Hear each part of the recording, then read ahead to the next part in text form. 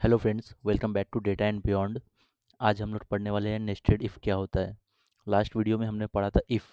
आज हम पढ़ेंगे नेस्टेड इफ़ क्या होता है। तो ठीक है, चलिए हम उसका मीनिंग देखते हैं।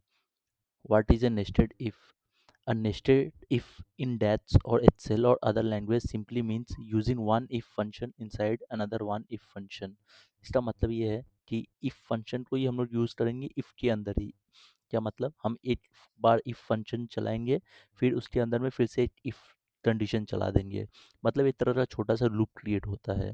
ठीक है, तो एग्जाम्पल देने के बाद ये क्लियर हो जाएगा। देखते हैं एग्जाम्पल क्या है।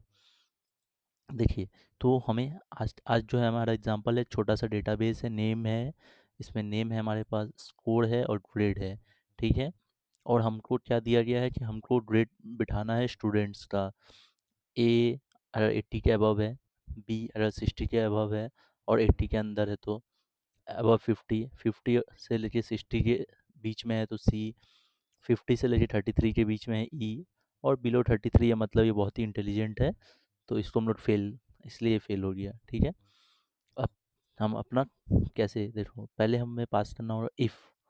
हमने इफ़ कंडीशन पास किया। ठीक है, हमें इफ़ का सिंटैक्स पता है। इफ़ लॉजिकल कंडीशन मतलब हमारा जो क्राइटेरिया है यहाँ पे, हमें वो देना है। तो हमारा क्राइटेरिया क्या है कि अगर हमारा मार्क्स जो है वो किससे ज़्यादा है, 80 के अबव है। ठीक है, तो अगर ये क्राइटेरिया सही है तो इसका ग्रेड क्या दो, इसका ग्रेड है ए। ठीक है, इसे ग्रेड ए दो, वरना क्या कर दो, वरना मान लो हमारा ये क्राइटेरिया मीट नहीं होता है, अगर हमारे स्टूडेंट का 80 के ऊपर नहीं आता है, तब क्या, तब तो ये क्राइटेरिया फेल हो गया। तब हमें आउटपुट में क्या चाहिए, तब हम इस बार आउटपुट में कुछ और नहीं चाहेंगे, बल्कि हम यहाँ पे एक और इफ फंक्शन चला देंगे। इफ फंक्शन कि अगर मेरा पहला क्राइटेरिया फेल हो गया, मान लो बच्चे का, स्टूडेंट का 80 के अबव नहीं आया, कोई बात नहीं, अगर 80 के अबव आता तो ए मिल जाता उसे, बट अगर 80 के बिलो आया है, ठीक है, कोई बात नहीं, हम अपना दूसरा क्राइटेरिया मैच कर रहे हैं। ठीक है, जैसे कि दूसरा हमारा क्राइटेरिया है क्या, अबव 60।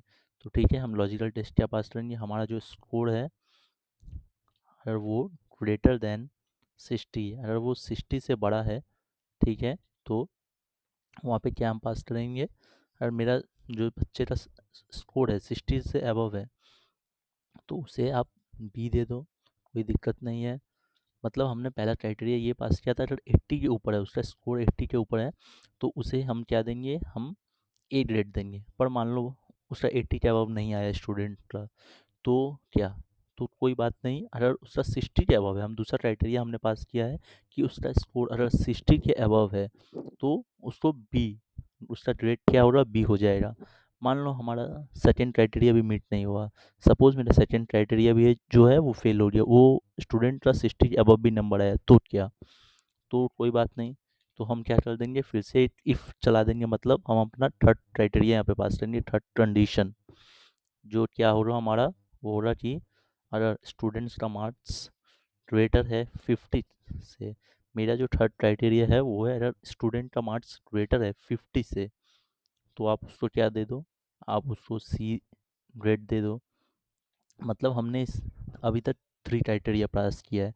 फर्स्ट क्राइटेरिया हमारा ये है कि अगर स्टूडेंट का मार्क्स 80 से ज़्यादा है तो हमारा ग्रेड ए हो रहा है स्टूडेंट का।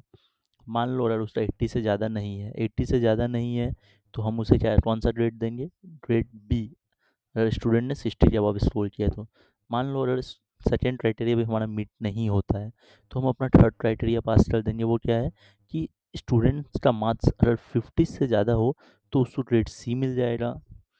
सपोज मेरा ये क्राइटेरिया भी फेल हो गया, मेरा थर्ड क्राइटेरिया भी जो है 50 के अबव वो भी फेल हो गया, तो उस सिनेरियो में मैं क्या करूँगा, उस सिनेरियो में फिर से हम इफ़ चला देंगे। इफ़ चला, मेरा क्या है, मेरा marks greater than equal to 33, मतलब इसका मतलब ये है कि अगर ये 33 से ज़्यादा है या 33 भी है, 33 है, तो भी क्या हो रहा है, इस ये पास हो जाएगा, और इसका ग्रेड क्या हो रहा है, ग्रेड ई हो रहा।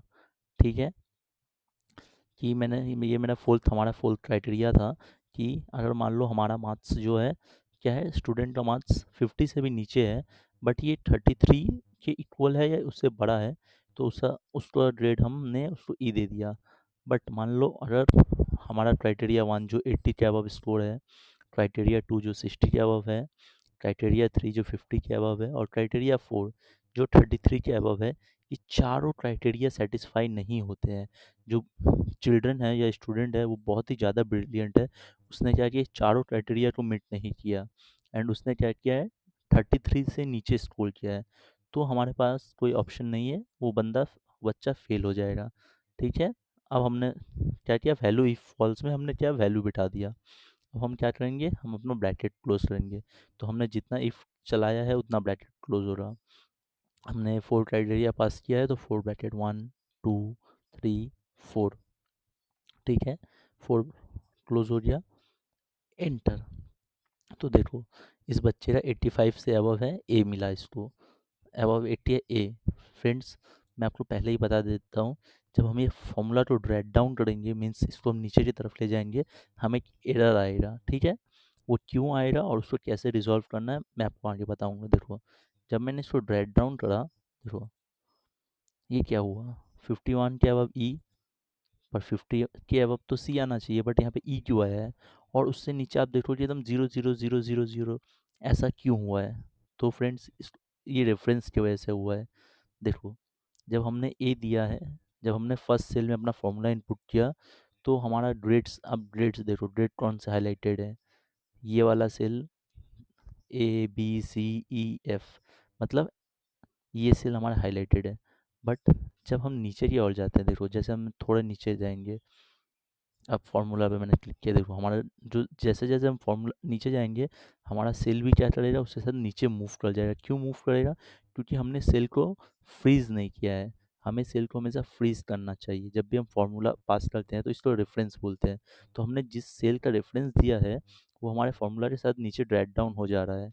तो अब इसलिए हमें क्या करना पड़ेगा, हमें हमारे रेफरेंस को फ्रीज करना पड़ेगा। हम चाहते हैं कि हमारी ग्रेड जो है, ग्रेड यही रहे, बस हमारा स्कोर नीचे जाए। तो हमें जो ग्रेड, जो जो हमने ग्रेड पास किया, जैसे हमारा ग्रेड ए है, हम इसको फ्रीज कर देंगे। देखिए जितने भी हमने एच कॉलम में जो ग्रेड्स पास किया उसको हम फ्रीज कर रहे हैं अभी, ताकि ये नीचे की तरफ मूव ना हो।